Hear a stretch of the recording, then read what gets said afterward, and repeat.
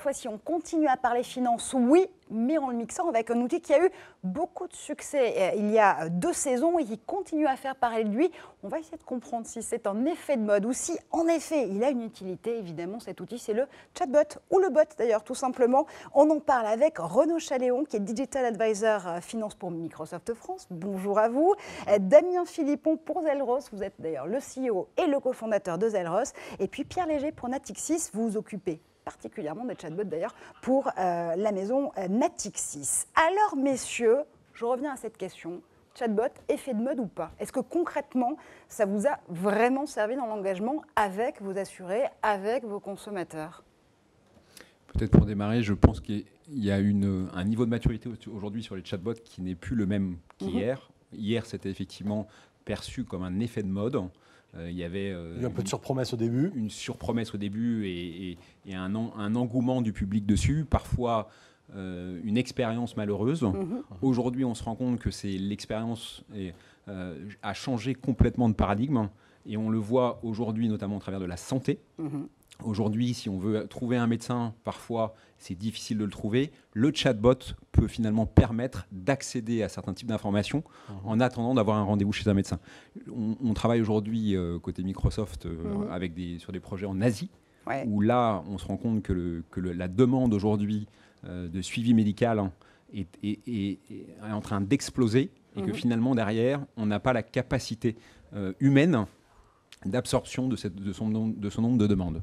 Et donc le chatbot aujourd'hui intervient et est la première interface qui prend en charge finalement les demandes des patients et qui, dans le monde de l'assurance, va finalement permettre de commencer à interagir avec son assureur et de faciliter la prise en charge. Donc si je vous écoute bien, il y a eu quand même d'abord un temps d'adaptation. Au départ, en fait, si on reprend l'alpha et l'oméga du chatbot, au départ on s'est dit super outil, génial, on va pouvoir interagir avec nos consommateurs, nos assurés, whatever le type de public qu'on essaie de toucher justement par l'intermédiaire d'un chatbot. Et puis finalement, on a appris que ce n'était pas forcément la même relation avec tous les secteurs et avec toutes les industries. Par exemple, le consommateur se dit, ça a l'air d'être bien, et finalement, ce n'était pas forcément à la hauteur de ce qu'il attendait. Absolument. Damien, par exemple, chez Zelros, vous avez eu quelle approche pour mettre en place ce type d'outil ? Alors chez Zelros, on a eu une approche un petit peu particulière. En fait, nous, on ne s'est pas focalisé directement sur le client final, sur le consommateur final. Nous, on s'est focalisé sur les employés de nos clients. Donc Zelros développe une technologie qu'on appelle d'assureur augmenté. Et en fait, on équipe les employés de nos clients, les assureurs, avec des assistants intelligents. D'ailleurs, on préfère parler d'assistants intelligents plutôt que de chatbots. Et en fait, ces assistants permettent à des conseillers clients ou des gestionnaires de sinistres de mieux effectuer leurs activités quotidiennes, l'assistant étant là pour répondre à leurs questions et également leur faire des recommandations de décisions ou d'actions à prendre en fonction du contexte. Donc vraiment, on est dans une utilisation un peu différente, en effet, une interprétation différente de l'outil. Ça, c'est quelque chose que vous avez appris à mettre en place au fur et à mesure, justement, de l'implémentation, ou dès le départ, il y avait cette envie-là et cette idée-là? Alors, dès le départ, nous, en fait, on a créé Zelros pour démocratiser l'utilisation du machine learning à grande échelle chez les assureurs. Et la manière qu'on a eu d'appréhender ce sujet-là, c'est de mettre justement dans la main de ces employés, ces assistants intelligents qui, en apparence, répondent à des questions assez simples, des questions métiers. Quel client dois-je rappeler en priorité? Est-ce que ce sinistre est simple? Est-ce que ce sinistre est complexe? Et derrière, en fait, l'assistant est capable de répondre à ces employés, et là, sur la base d'algorithmes de machine learning. Donc des scores, des prédictions d'algorithmes de machine learning, eux-mêmes entraînés sur les données de nos clients, le patrimoine de données, la base client, la base sinistre, etc. Donc vous êtes éleveur d'assureurs augmentés, si je comprends bien. Exactement. Si je vais du côté, justement, de l'acteur de la finance ou de l'assurance, Natixis en l'occurrence, comment est-ce que vous avez été accompagné sur cette question-là? Et surtout, encore une fois, si on revient à l'origine même de la mise en place de robots conversationnels chez vous, est-ce que ça s'est fait avec, ce qui peut être le cas, un début de démarche assez finalement naïve, si j'ose dire, sur le fait de se dire oh, c'est génial, on va pouvoir rentrer directement en communication avec nos prospects ou avec déjà les gens qui sont clients chez Natixis. Et finalement, on s'est rendu compte qu'au bout d'un moment, c'était plus intrusif qu'autre chose. Chez Natixis, on a commencé à peu près il y a 2 ans. Suite à l'annonce notamment de Facebook qui avait annoncé l'ouverture aux entreprises de Messenger exactement. Et ça a vraiment fait décoller déjà le buzzword aussi autour des chatbots. L'année dernière, c'est vrai que c'était un vrai buzz. On a fait déjà plusieurs expérimentations, que ce soit purement des POC techniques en interne Natixis. Et après, on allait aussi travailler avec des startups sur différentes solutions pour un peu s'améliorer, pour monter en compétences, parce qu'on entendait ce buzzword qui nous faisait un petit peu rêver. On se disait, mais comment ça marche derrière, etc. Et donc, on a vraiment fait des petits POC avec des startups. Puis après, on a aussi travaillé avec les GAFAM. Google, Microsoft, etc. Et puis après, on s'est fait aussi notre avis sur la technologie au fur et à mesure de ces différentes expériences. Et on a décidé aussi, côté Natixis, de dire OK, c'est pas mal, on a les différentes solutions, on a commencé à avoir une certaine expérience, qu'est-ce qu'on fait pour industrialiser On s'était dit très bien que c'était un buzzword, mais que maintenant, on commence à savoir à trouver les cas d'usage, etc. Et là, c'est pour ça qu'on a décidé de faire une plateforme chatbot, mais pas 100% maison. On utilise les composants sur l'étagère. Donc on utilise les composants de Microsoft pour l'analyse sémantique, le multilangue, etc. Et puis si demain on doit appeler une startup pour une solution bien particulière, on peut l'appeler aussi. Comme ça on pioche sur l'étagère les différents services qu'on souhaite. Modularité dans oui, l'approche hybride, un peu modularité, exactement. L'idée c'est qu'on pioche vraiment le moteur d'analyse sémantique. On le prend sur l'étagère, un autre, et puis on prend les meilleurs du marché. Demain ça peut changer. Et comme ça, on a vraiment cette approche itérative et on commence à monter en compétence. Déjà, d'un point de vue sécurité, on maîtrise les données. D'un point de vue coût aussi, plus on a de chatbots sur cette plateforme, plus on peut réduire nos coûts par rapport aux différentes solutions qui sont du marché. Et puis, commence à avoir la petite maîtrise. Et après, on permet aussi de faire monter en compétence les équipes Natixis sur la partie expertise technique. Mais ça, c'est qu'un sujet. Après, il y a aussi l'accompagnement des métiers. Et ça, c'est avec les entraîneurs de bots qui sont côté métier. Les entraîneurs de bots.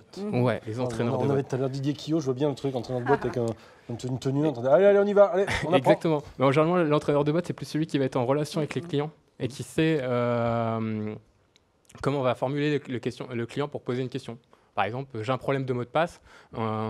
Le client va peut-être la formuler différemment pour dire qu'il n'arrive pas, il va peut-être dire j'arrive pas à me connecter. Donc il va connaître les formulations. Et donc ça, c'est des nouveaux rôles qui arrivent et qu'on met où on accompagne nos métiers aussi là-dessus. Ok, mais ça c'est pour la partie vraiment apprentissage chez vous de l'utilisation des assistants et des robots conversationnels en eux-mêmes. Mais ce que j'arrive toujours pas à comprendre, c'est avec 2 ans de recul, à quoi ça vous sert pour de vrai? Ah, les cas d'usage.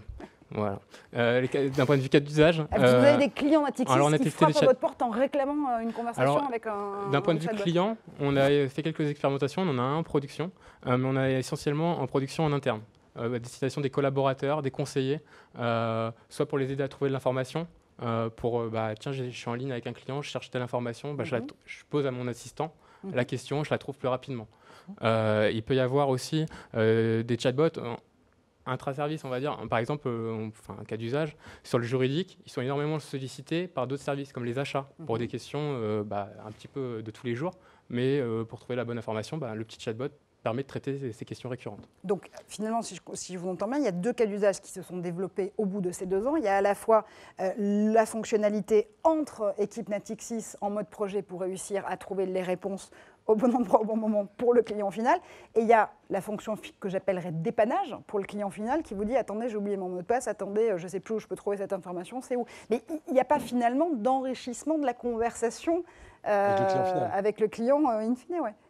On peut y avoir quand même sur tout ce qui est questions récurrentes. Le chatbot va avoir sa plus-value. Après, quand le chatbot ne va pas être capable de traiter, et bien sûr, c'est qu'un petit périmètre. Après, on va rediriger vers un expert chatbot sur ce qu'on appelle la collaboration homme-machine, avec justement ces experts qui vont avoir une expertise sur des questions justement pour enrichir la conversation. Mais là, c'est toujours en interne, c'est ça? Là, c'est essentiellement de l'interne. D'accord. Vous citiez tout à l'heure, par exemple, Messenger, Facebook il y a 2 ans. Là, on est sur de l'externe, du client final au sens consommateur, si on peut dire. Ça, c'est des choses que vous avez abandonnées, mis de côté. Expérimentation pour l'instant, et après c'est plus la volonté des différents métiers Natixis qui souhaitent, et là je laisse plutôt les métiers Natixis se positionner dessus.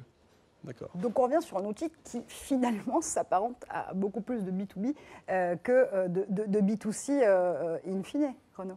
Oui, alors on travaille avec un grand assureur de la place effectivement sur cet aspect B2C, sur justement les premières étapes pour justement mettre en place une conversation entre un assureur et ses clients. Le point de départ, c'est qu'aujourd'hui, le nombre de touchpoints d'interaction aujourd'hui entre un assureur et son client et ses clients est relativement réduit. Donc, on a en moyenne moins de 2 interactions par an avec son assureur. Et une des 2 interactions, c'est le renouvellement du contrat d'assurance. Donc, ce n'est pas une expérience consommateur très positive. Et la deuxième, c'est lorsqu'on a eu le problème. Et la deuxième, c'est quand tu as un sinistre. Voilà. Donc l'interaction client-assureur est pas spécialement positive. Donc la question effectivement qui se pose aujourd'hui, c'est comment je peux accompagner mon client sur des nouveaux services que va apporter l'assureur et interagir avec lui sans obligatoirement alourdir finalement le travail des agents et des courtiers d'assurance. Donc le chatbot aujourd'hui va pouvoir intervenir dessus, essayer de fluidifier cette relation, d'arriver avec des nouveaux services. Donc par exemple, on mentionnait tout à l'heure la santé, mais un système de diagnostic par exemple, de pré-diagnostic de santé aujourd'hui en se disant le chatbot à travers de 5 ou 10 questions maximum va être capable d'essayer de qualifier le type de symptômes que vous pouvez avoir. Il ne va bien évidemment pas remplacer le médecin, mais il peut derrière vous orienter en disant vous avez besoin de voir tel spécialiste, ou moi je vous recommande tel type d'approche, ou de vous mettre en relation avec ensuite éventuellement avec un conseiller client. Voilà, c'est ce type de scénario sur lequel on commence à travailler. La France, très concrètement, n'est pas le pays européen le plus avancé. Ouais. Quels sont les bons élèves en Europe d'ailleurs ? On va dire les Anglais sont assez friands de ça, les Allemands aussi, très friands. Il y a des raisons locales, de marché, de régulation, de culture, c'est pourquoi ? Alors, dans l'assurance santé, chaque marché européen est assez différent. L'approche, entre guillemets, ou le mode de fonctionnement entre les assureurs et les gouvernements et la sécurité sociale est très différent. Donc, les interactions peuvent être différentes. Et finalement, l'appétit de certaines populations européenne pour la technologie est aussi assez différente. Donc on va retrouver ça aussi corrélé par le fait de tout le buzz qu'il y a autour des objets connectés, des enceintes connectées ou des assistants sociaux comme Siri, Cortana, entre autres. Mais voilà, ça va dans cette direction-là et c'est l'aspect mass market qui drive finalement cette attente et qui fait que derrière un assureur se dit bah voilà, il faut que je me positionne derrière et que je commence à offrir ces services. Il faut être conscient d'une chose, c'est que l'interaction aujourd'hui avec un call center, alors je vais vous donner des chiffres, des ordres de grandeur, ça, en Europe et notamment en Allemagne, ça vaut à peu près 5 € l'appel. Aujourd'hui, avec un chatbot, ça vaut quelques centimes. Donc il y a un moment donné où si je veux interagir régulièrement avec mon client, un chatbot, ça peut répondre. Bien évidemment, il faut mesurer les attentes côté client, parce qu'un chatbot n'est pas capable aujourd'hui de prendre toutes les demandes en charge. Donc la partie call center derrière, le pouvoir basculer sur un call center, c'est quelque chose effectivement de très important et il faut pouvoir mesurer cette étape de transformation et cette étape de changement. Donc si je comprends bien, aujourd'hui, le robot conversationnel, finalement, c'est un filtre. Ça nous permet déjà de pouvoir cerner de façon très automatisé, avec quelques questions de routine, les attentes premières d'un client, et ensuite de pouvoir le rediriger vers le bon service. Est-ce que surtout le robot conversationnel, il ne se fait pas un petit peu avoir par l'assistant vocal, si j'ose dire ? Si on prend l'angle effectivement du client final, je pense qu'à terme, la voix va s'imposer en termes d'interaction homme-machine. Aujourd'hui, on parle beaucoup de chatbot parce que WhatsApp, WeChat, etc. Mais vous avez vu arriver Amazon Alexa, Google Home et assez rapidement, dans le monde du consommateur final, la voix va s'imposer. Si on prend l'angle employé qui nous concerne, nous, chez Zellros, les employés, ils sont souvent déjà en interaction vocale avec un client ou un collègue. Ils sont sur des plateaux. Donc la voix est moins prégnante au sein des entreprises. Donc pour l'instant, on reste plutôt sur une interaction texte. Messieurs ?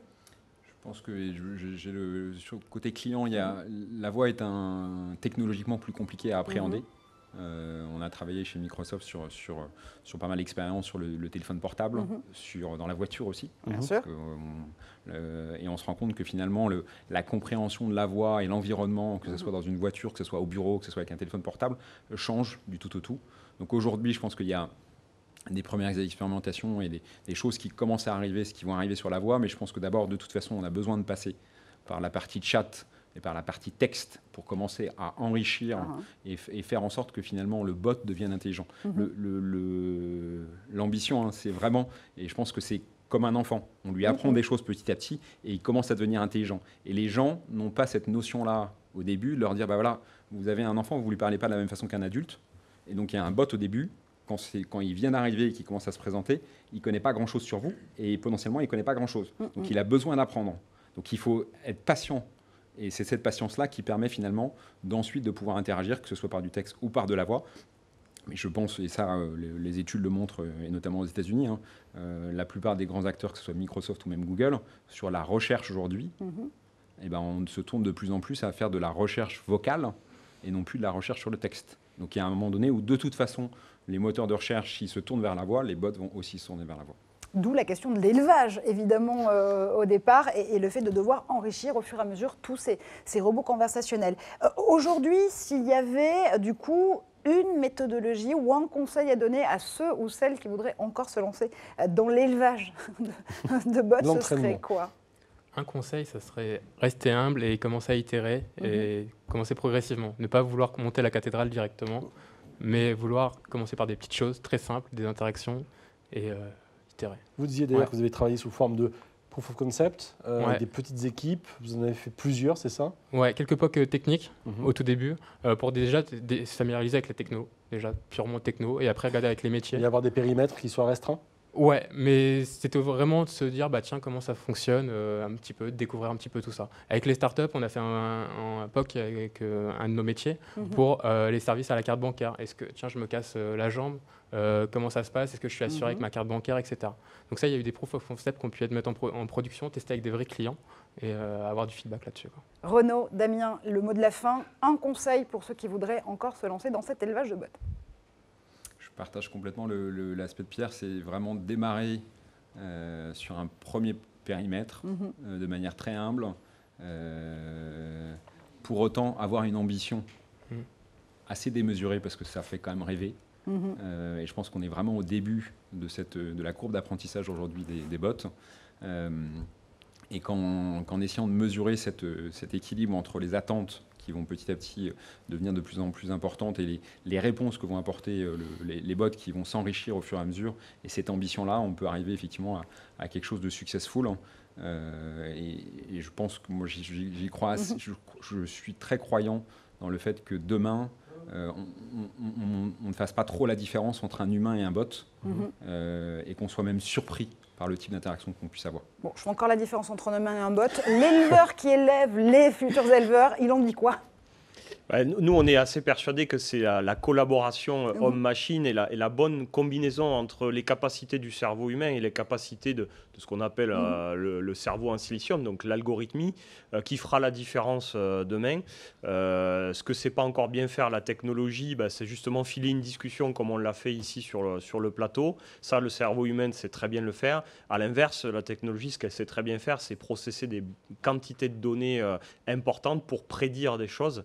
Et voilà, donc dans vos cas d'usage, si vous designez un bot, c'est ça qu'il faut viser.